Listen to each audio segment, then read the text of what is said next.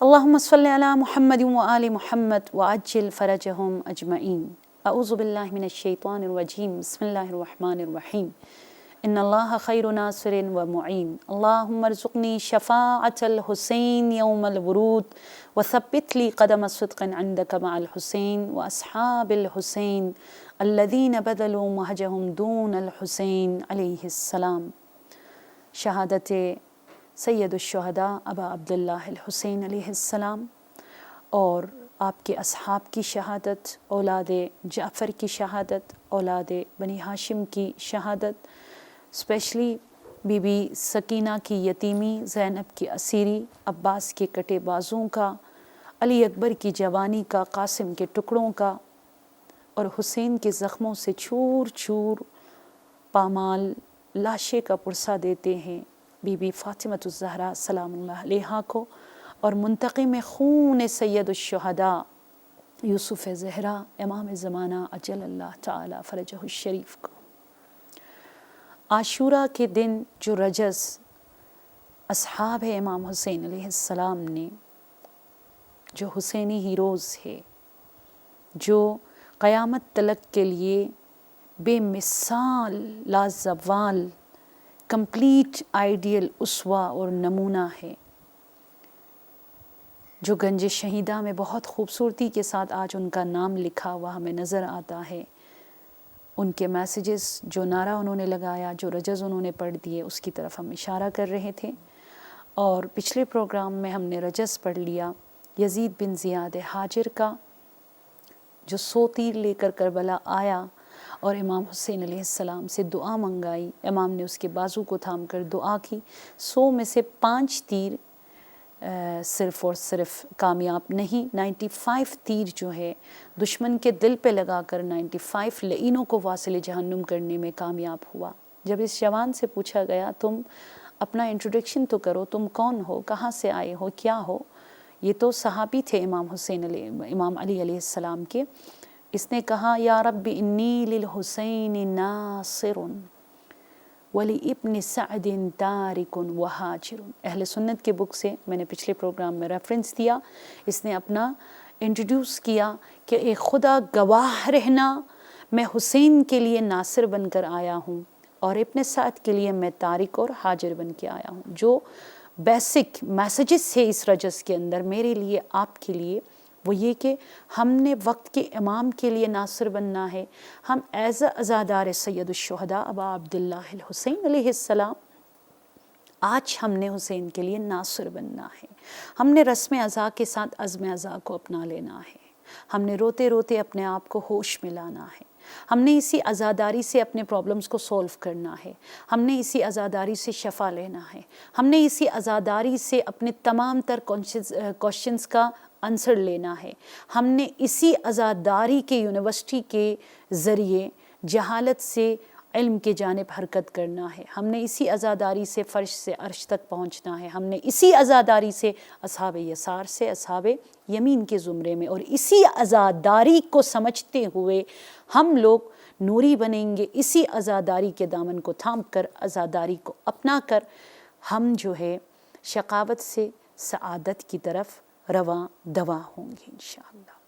یہ جو زیارت عاشورہ میں ایک جملہ پڑھتے ہیں ہم لوگ، میں رجز کے ذریعے اسی کی تشریح کر رہی ہوں، جو سجدے میں پڑھتے ہیں اللہم ارزقنی شفاعت الحسین یوم الورود وثبت لی قدم صدق عندک مع الحسین واصحاب الحسین الذین بذلوا مہجهم دون الحسین علیہ السلام۔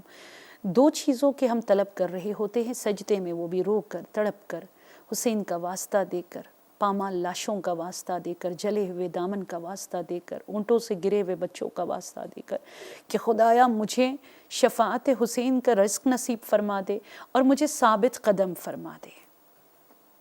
اس کے لیے ہم رجز کی تشریح کر رہے تھے، یزید بن زیاد مہاجر کا رجز، جس میں اس نے کہا خدایا میں حسین کے لیے ناصر بن کر آیا ہوں۔ کیسے میں اور آپ ناصر بنے؟ ہم نے 3 ٹرائنگلز، حسینی ٹرائنگلز آپ کو بتایا کہ ایجوکیشنل سپورٹ، اور سیکنڈ جو ہے فائنانشلی سپورٹ، اور تھرڈ جو ہے پریکٹیکلی آپ حسین کے لیے ناصر بن سکتے ہو۔ ایجوکیشنل سپورٹ میں ویب سائٹس آپ بنا سکتے ہو، بکلٹ آپ بنا سکتے ہو، آپ پینافلیکس آپ بنا سکتے ہو، اینیمیشنس آپ بنا سکتے ہو، کارٹونس آپ بنا سکتے ہو، چھوٹے چھوٹے کلپس آپ بنا سکتے ہو۔ آپ کیا نہیں کر سکتے؟ آج کل تو ٹیپ سب کے ہاتھ میں ہیں، آئی پیڈ سب کے پاس ہے، لیپ ٹاپ سب کے پاس ہے، بہت کچھ ہے جو ہم اپنے برتھ ڈے پارٹیز پر، ون ڈش پارٹیز پر ہم جو کچھ بنا لیتے ہیں۔ کچھ دیر کے لیے آپ جو ہے یہی امام حسین کے نام وقف کیجئے اور آپ سٹیٹس بنا کر لوگوں کو شیئر کر لے کہ یہ لو محرم سفر ربیع الاول میں یہ سٹیٹس تم لوگوں کو فری میں ہم بانٹ رہے ہیں۔ آپ نے حسین کی نصرت کر لی ہے، نصرت علمی، اور اس کی فضیلت اس قدر زیادہ ہے، پچھلے پروگرام میں بھی میں نے بتایا، لیکن آج میں پھر بتانا چاہوں گی کہ دئبل خزائی کا نام آپ سب نے سنا ہے۔ ہی واز شاعر، اور وہ جو ہے نصرت علمی میں کامیاب تھا، وہ رائٹر بھی تھا، وہ شاعر بھی تھا۔ اور امام رضا علیہ السلام جب طوس میں پہنچے، آج کا جو مشہد ہے مرو میں جب آپ پہنچے تو امام رضا علیہ السلام نے امام رضا کے استقبال کے لیے دئبل آیا اور دئبل نے کچھ اشعار سنا دیے، بہت خوبصورت ہے، البتہ اس پر پوری کتاب لکھی گئی ہے۔ وہ اشعار سنا دیے تو امام رضا علیہ السلام نے اپنے غلام کو اشارہ کیا کہ میرے حجرے میں جا کر فلاں طاقچے میں موجود میری فلاں قمیص کو اٹھا کر لانا، اور اسے دیتے ہوئے امام رضا علیہ السلام نے فرمایا دئبل جو خدمت تم نے کی ہے ہم اہل بیت کی، جو نصرت تم نے کی ہے اپنے علم کے ذریعے ہم اہل بیت کی، وہ اجر تو خدا تمہیں دے گا، لیکن میں فرزند رسول تمہیں آج بہترین ایک ہدیہ اس حوالے سے دینے جا رہا ہوں۔ یہ میرا کرتا ہے اور اس قمیص میں نے 1000 رات نماز پڑھی ہے، ہر رات میں 1000 رکعت نماز پڑھی ہے، اور یہ کہ ہر رات میں ایک بار میں نے قرآن کو ختم کیا ہے۔ لوگوں نے اس پہ بھی اعتراض کیا، آج کل کتابوں میں ممبر سے کون کر سکتا ہے 1000 رکعت نماز اور 1000 ٹائمز نماز 1000 راتوں میں، یعنی 1 کروڑ نمازیں، سوچیں آپ، وہ اسی ایک ہی قمیص میں امام نے پڑھی ہے، اور ساتھ ساتھ ایک مرتبہ قرآن کو ختم کرنا۔ علامہ امینی رحمۃ اللہ علیہ نے فرمایا میں کر کے دنیا کو دکھا دیتا ہوں۔ انہوں نے پریکٹیکلی سپورٹ کیا اور انہوں نے ایک رات 1000 نماز پڑھ لی 8 گھنٹوں میں، ودن 8 آورز میں علامہ امینی نے جو ہے 1000 رکعت نماز کمپلیٹ کر کے دنیا کو یہ پروف دے دیا کہ ہاں اہل بیت کے چاہنے والے اہل بیت کے عشق میں اس حد تک اہل بیت کی نصرت کے لیے اپنے آپ کو آمادہ کر سکتے ہیں۔ تو یہاں میں بریکٹ میں یہ بتاتی چلوں ساتھ ساتھ کہ دیکھیے آپ نوافل کو، نافلہ نمازوں کو آپ راہ چلتے بھی پڑھ سکتے ہو، مستحب نمازوں کو آپ بیٹھ کر بھی پڑھ سکتے ہو۔ آیت اللہ شبیری رحمۃ اللہ علیہ آج بھی ہے زنجانی، وہ فرماتے ہیں کہ میں گھر سے نکلتا ہوں حرم آنے کے لیے تو راستے میں میں مستحب نمازیں پڑھتا ہوا آتا ہوں، تو یہ کہ آپ فرصت کو ضائع ہونے نہ دیجیے گا۔ امام رضا نے فرمایا کہ 1000 قرآن میں نے اس میں ختم کیا ہے، 1000 رکعت نماز 1000 راتوں میں ہر رات اس میں پڑھا ہے، تم یہ لے لو کیونکہ تم نے نصرت علمی کی ہے، تم ایجوکیشنل سپورٹ امام حسین اور اہل بیت کے لیے کرنے میں کامیاب ہو گئے ہو۔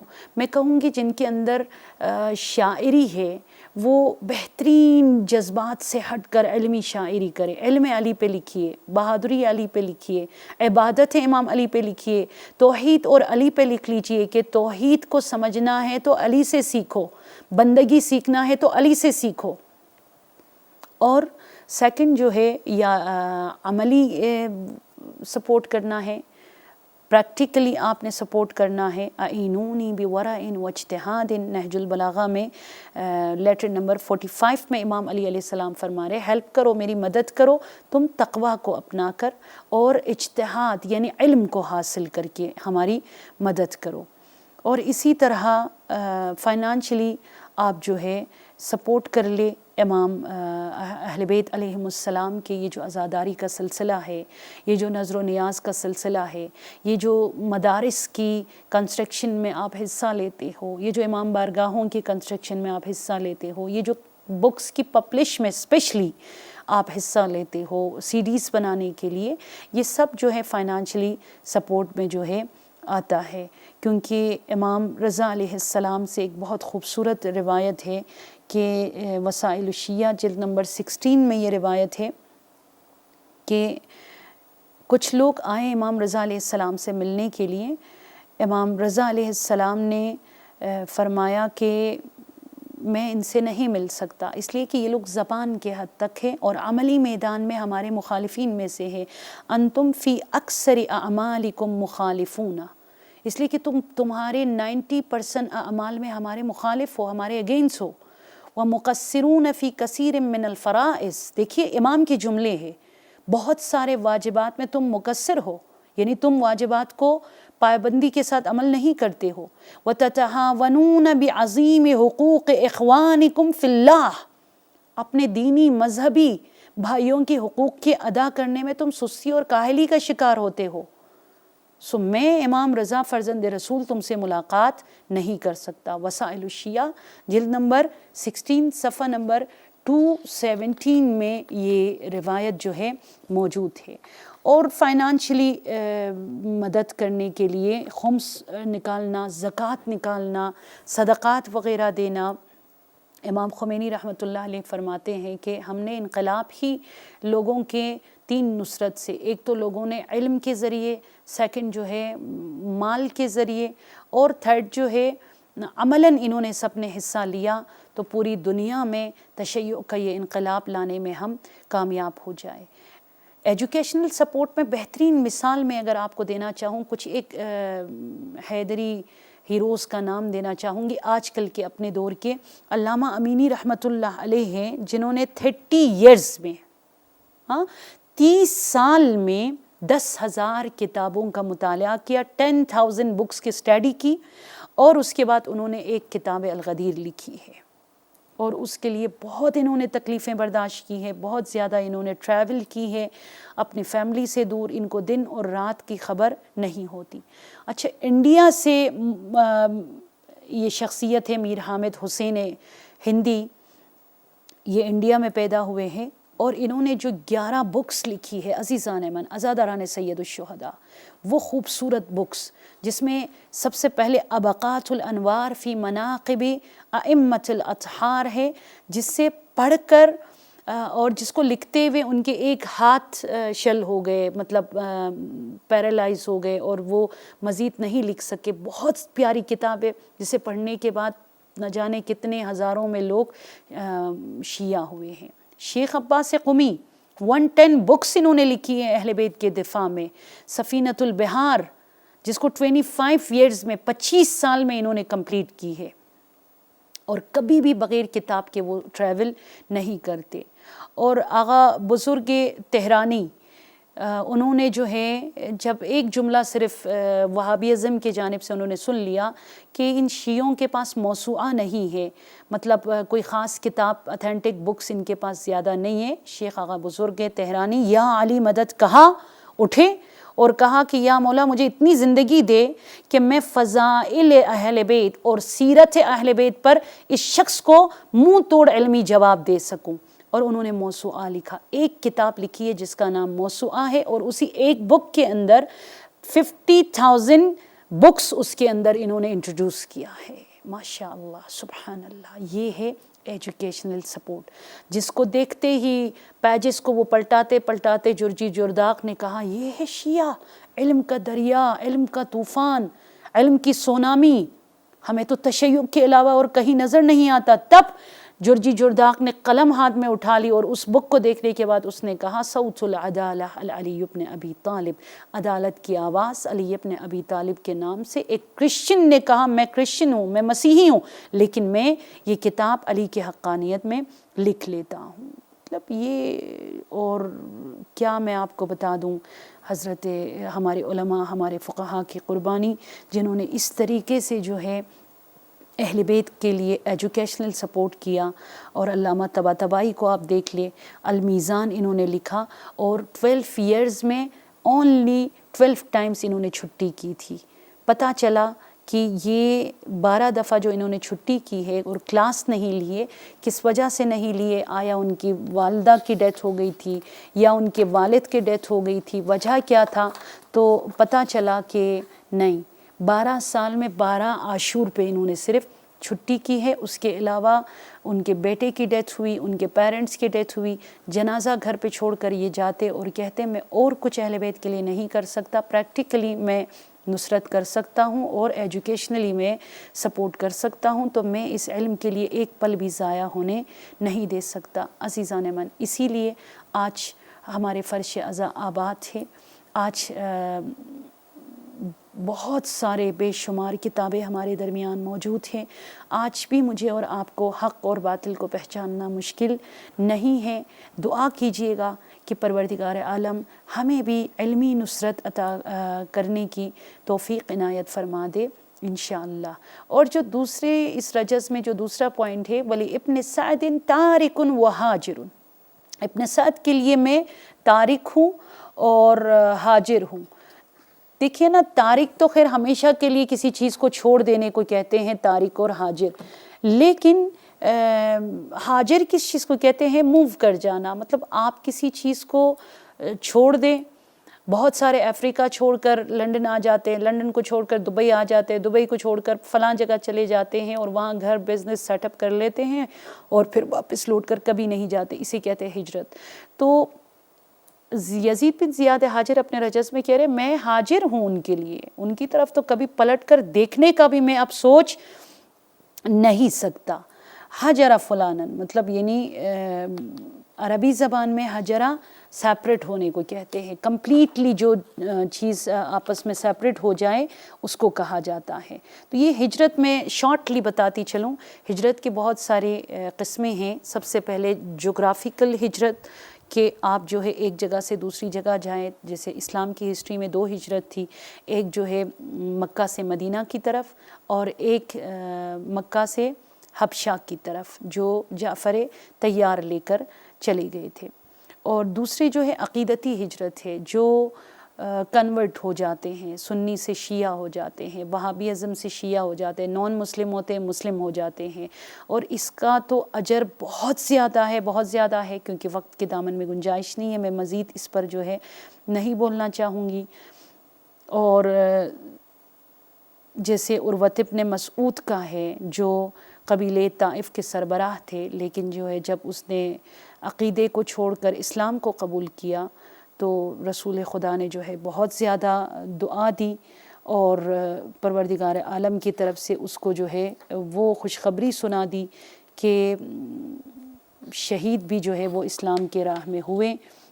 اور اسی طرح اخلاقی ہجرت ہے، ایک شخص کو غصہ بہت آتا تھا لیکن سیرت حسین کو اپنا کر غصہ پی جاتا ہے، یا ہے کہ کسی کا حق چھین لیا تھا، غلطی کا اعتراف کرتے ہوئے اس کو اس کا حق واپس کر دیتے ہیں۔ امام رسول اکرم صلی اللہ علیہ وآلہ وسلم بہت خوبصورت حدیث میں فرماتے ہیں والمہاجر من حجر السیئات وترک ما حرمہ اللہ، اصل مہاجر وہ ہے جو معصیت اور گناہ سے ہجرت کر کے ثواب کے کاموں کی طرف جائے اور حرام کو ہمیشہ کے لیے ترک کرے۔ بحار الانوار جلد نمبر 64 اور وسائل الشیعہ جلد نمبر 12 میں یہ خوبصورت حدیث جو ہے موجود ہے۔ اور 4 جو ہے سیاسی ہجرت ہے، جو اکثر لوگ کرتے ہیں، ایک پارٹی کو چھوڑ کر سیکنڈ پارٹی میں چلے جاتے ہیں، لیکن کچھ لوگ اچھے بھی ہوتے ہیں، جیسے قاسم بن ہارون رشید کا بیٹا ہے، بہت ظالم تھا ہارون رشید، آپ کو پتہ ہے، لیکن یہ کہ قاسم نے ہجرت کی، سیاسی ہجرت کی، اور اس نے امام علی علیہ السلام کی ولایت کو ایکسیپٹ کرنے کے بعد اس سیاست کو اپنا لی، یا ادی بن حاتم کو آپ دیکھ لیں، اور اسی طرح بہت ساری ہیں جو ہجرت کے اقسام میں آتے ہیں۔ بہرحال اگر آپ ہاجر حسین بننا چاہو تو یہ ہے کہ آپ اپنے اندر موجود ویکنس کو سمجھتے ہوئے، اپنے گریبان میں جھانکتے ہوئے انہیں چھوڑ کر آپ حسینی اخلاق فضائل کو اپنانے کی کوشش کر لے۔ ہماری دعا ہے، جلے ہوئے دامن کا واسطہ دیتے ہیں، تماچوں سے نیلے رخسار کا واسطہ دیتے ہیں، اونٹوں سے گرے ہوئے بچوں کا واسطہ دیتے ہیں۔ پروردگارہ ہم سب کی ہدایت فرما دے۔ جلتے ہوئے خیموں میں پڑی گئی نمازوں کا واسطہ دیتے ہیں۔ پروردگارہ بے کجاوا اونٹوں پر پڑھی گئی تہجد کا واسطہ دیتے ہیں۔ تجھے زینب کی تہجد کا واسطہ جو حسین کی یاد بن گئی، پروردگارہ ہمیں نمازی بنا دے۔ پروردگارہ تجھے عابد کی خمیدہ کمر کا واسطہ ہے، ہمارے بیماروں کو شفائے کامل و عاجل عطا فرما دے۔ پروردگارہ تجھے خاک کربلا سے آلودہ حسین کی جسم اطہر کا واسطہ دیتے ہیں، ہمارے مرحومین کی مغفرت فرما دے، ہمیں کربلا جانا نصیب فرما دے۔ خدایا ہمیں کربلا کی زیارت نصیب فرما دے، دشمنان اسلام کو نابود فرما دے۔ پروردگارہ اس وائرس کی شر سے ہم سب کو نجات عطا فرما دے۔ پروردگارہ اس قلیل توسل کو اپنے عظیم بارگاہ میں قبول فرما دے، ہمارے مرحومین کی مغفرت فرما دے، ان سب کے درجات میں بلندی عطا فرما دے، ہمارے گناہوں کو بخش دے۔ والسلام علیکم ورحمۃ اللہ وبرکاتہ۔